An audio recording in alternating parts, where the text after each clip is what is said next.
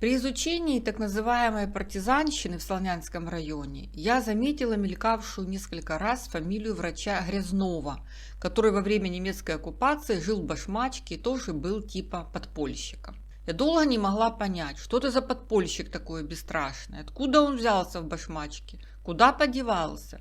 И тут внезапно попалась мне в архиве о нем информация. И оказалось, что эпизод с Грязновым придаст нам новые знания на тему, как вели себя несгибаемые члены ВКПБ в немецкой оккупации. Это очень интересный вопрос, учитывая, что советское население не было тогда каким-то однородным, как мы знаем. Советское население в Украине состояло из коммунистов, репрессированных, тех, кто сочувствовал коммунистам, их так и называли сочувствующие, тех, кто симпатизировал репрессированным, и равнодушных, безразличных, куда ж без них. И одни по приходу немцев затихарились, другие полезли на рожон и были расстреляны, а остальные приспосабливались. И приспосабливаться приходилось и несгибаемым членам ВКПБ, что советская пропаганда совсем не афишировала. И история врача Грязнова в этом плане очень даже показательная.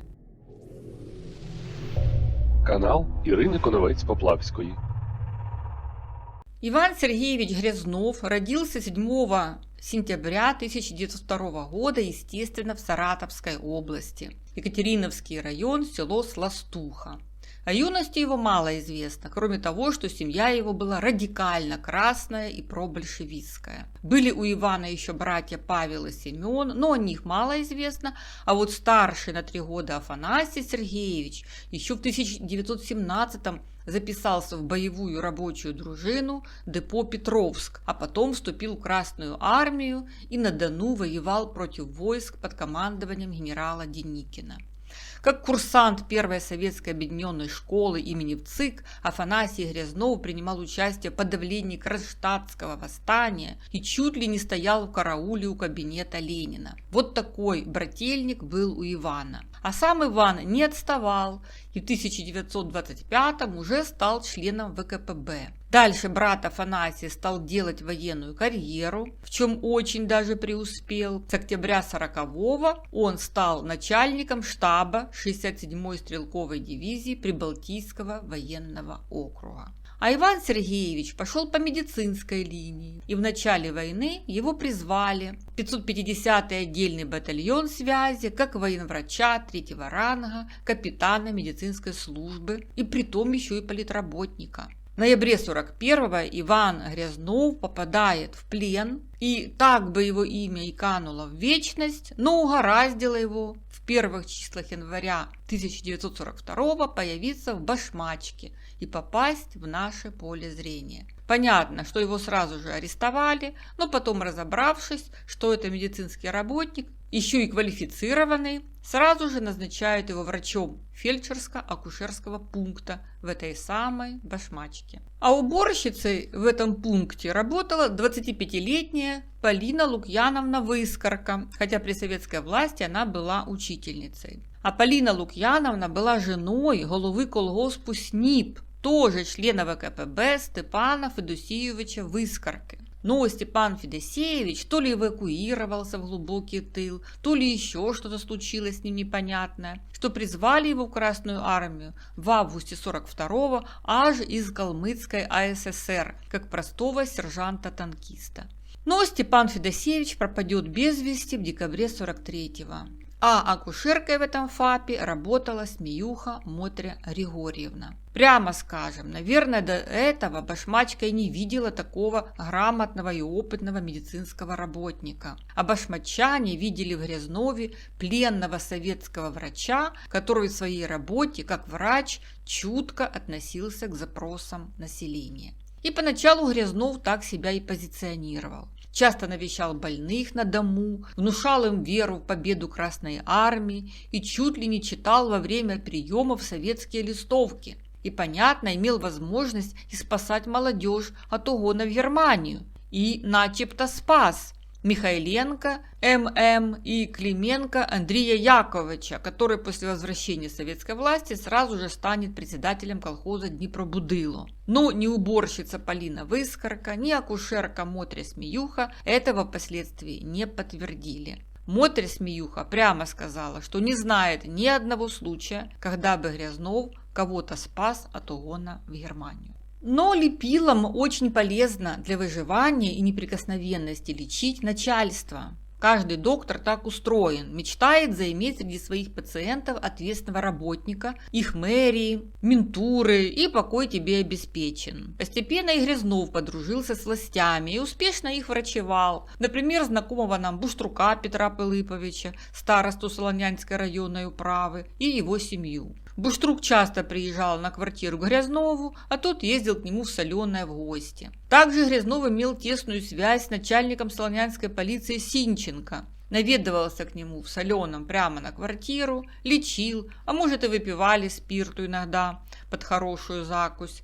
А однажды из Соленого Грязнов даже привез подарок от начальника полиции Синченко – щенка немецкой овчарки, за которым уборщице Полине Выскорке приходилось ухаживать. Это одна сторона медали. В то же время к Грязнову приезжали, правда уже летом 43-го, из Соленого Московка Сергей Александрович и Фенько Клавдия Петровна, которые раскладывали у него на квартире советские афиши и карту и смотрели, в каком кольце находятся немцы под Сталинградом. А гражданка Фенько приезжала также по вопросу об укрытии еврея Чеботарева, который у нее квартировал. Возможно, о Чеботареве мы еще расскажем. Фенько Клавдия была не последняя фигура на селе, а целая заведующая аптекой. И на допросах в НКВД уже в 46-м она рассказывала, что это сам Чукмарев давал ей листовки, а она их отвозила Грязнову для реализации среди населения. О Чукмареве у нас есть отдельное видео, ссылка вверху. Вот такую двойную жизнь вел в немецкой оккупации капитан медслужбы, член ВКПБ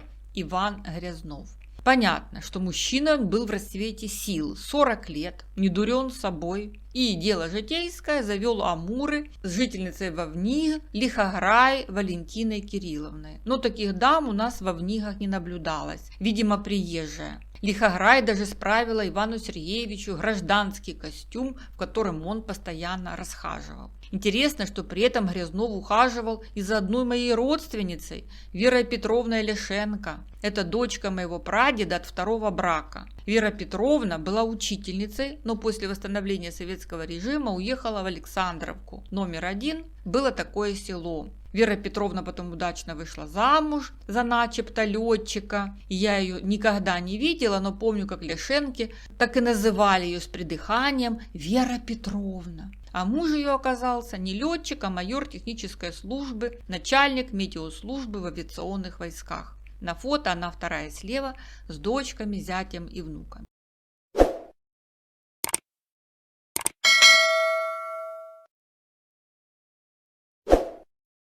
Осенью 43-го советская армия снова оккупировала Солонянщину.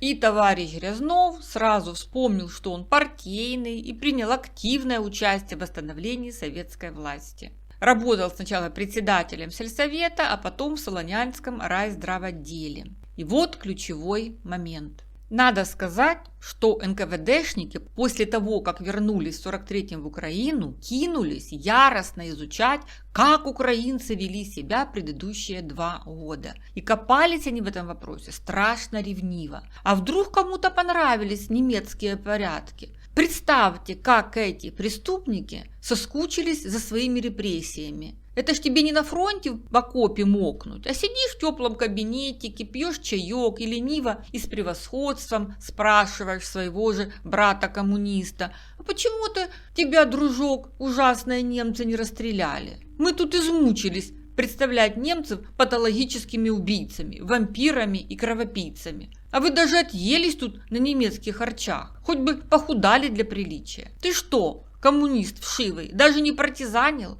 Не взрывал мосты, не расклеивал листовки, как Зина Портнова, или на худой конец не пел «Катюшу» по вечерам, как Штирлиц. Если бы тебя кокнули, то мы бы тебе памятник поставили, пионеров туда водили, почет и уважение. А раз сидишь тут передо мной, целый и невредимый, то обоснуй.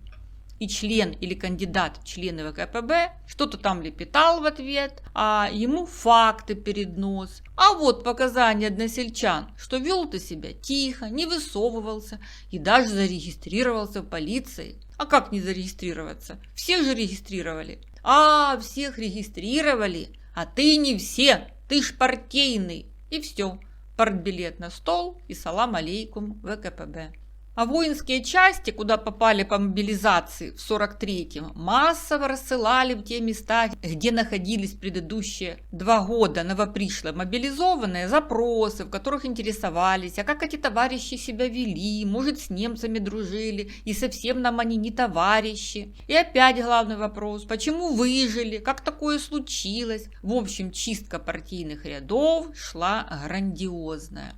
И в мае 1945-го и в Солонянский райком летит запрос секретарю райкома Шмалько с заданием установить поведение уже бывшего члена ВКПБ Ивана Грязнова на территории, временно оккупированной немцами. Тогда секретарем райкома был какой-то вот этот Шмалько, который заменил Волобуева, о котором мы рассказывали в предыдущем видео. Кто такой этот Шмалько, мы не знаем пока, но тоже, видимо, был мужик с характером. Потому что когда в 45-м коммунисты стали выгребать хлеб из колхозов, что привело к голоду в 47-м году, то Шмалько повел себя очень интересно. А мы помним, что немцы наоборот осенью 41-го кинули всех на уборку урожая и делали все, чтобы не допустить голода. И вот инструктор сельхозотдела ЦК ВКПБ некий Маханько на 15 страницах отстучал товарищу Маленкову докладную записку о неудовлетворительном выполнении плана хлебозаготовок в Днепропетровской области. И в этой записке Шмалька упрекали в том, что тот загрызся с уполномоченным наркомзага по Солонянскому району Вариновым, который за несвоевременное выполнение обязательств по сдаче хлеба государству на ряд колхозов передал дела областному прокурору, а тот, поджав хвост,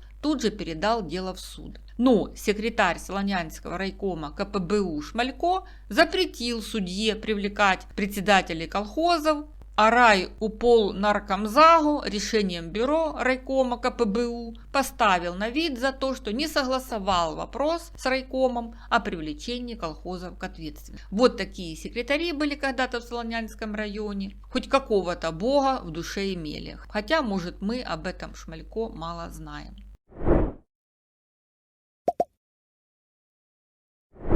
Тем не менее, возвращаемся к заданию, которое получает этот самый секретарь Солонянского райкома Шмалько. Установить поведение уже бывшего члена ВКПБ Ивана Грязнова на территории, временно оккупированной немцами.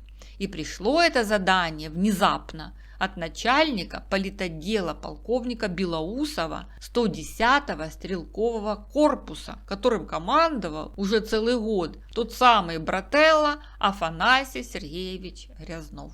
А Афанасий Сергеевич уже целый генерал-майор, геройски воевал, биография образцово-показательная. И вдруг такой конфуз. Братишка оказался на оккупированной территории и пережил благополучно немецкую оккупацию. И просил Белоусов слезно выслать нарочным объективное заключение через подателя сего запроса. Но нарочным его ответ не отослали. И опять Белоусов шлет второе гневное письмо. Ну что же вы там? Когда же вы там ответите в конце концов? И ответили. И про дружбу Ивана Сергеевича с полицией и районной управой. Но связи товарища Грязнова с подпольщиками подтвердить солонянские партийные работники так и не смогли. В 1945-м они наивно аргументировали это из-за отсутствия подполья и партизанщины в Солонянском районе. Это уже в 60-х годах вдруг окажется, что в Солонянском районе все поголовно были партизанами. Даже избежавших отсылки в Германию называли подпольщиками. Но об этом мы рассказывали в видео о жандармской школе, кажется. Та же Фенько в 1946-м разрисовала в красках, что творил этот партизанский отряд под носом у глупых немцев. И мосты взрывали, и листовки распространяли, и машины угоняли.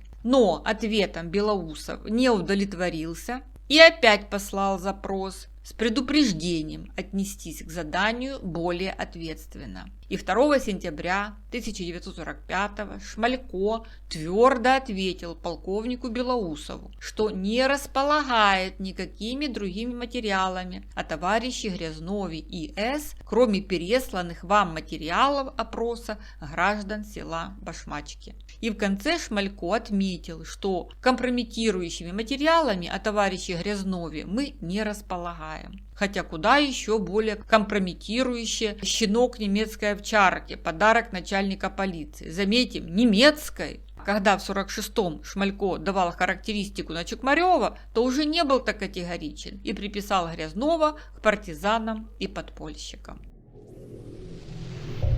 Канал Ірини Коновець-Поплавської. В итоге военная карьера брата Афанасия на этом закатилась. А генерал-майору Афанасию Грязнову только 46 лет. Генералить и генералить. А он в мае 46-го переходит на преподавательскую работу в Высшей военной академии имени Ворошилова. В 1954-м его отправили в запас, скончался он в 1969-м в Москве.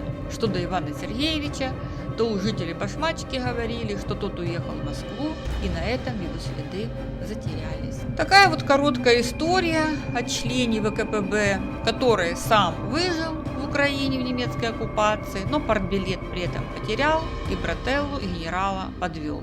Во всяком случае, никаких бессмертных полках братья Грязновы из села Сластуха не замечены, никакие внуки их там не вспомнили и, по всей вероятности, на палках не носили. Правда, рекламно-информационная еженедельная газетка Зеленограда 41 ни с того ни с сего вспомнила об Афанасии Грязнове и совсем недавно, в 2021 году, но ни о детях, ни внуках в заметке, ни слова, как это обычно делается. Просто рядовой эпизод из военного 1941 года.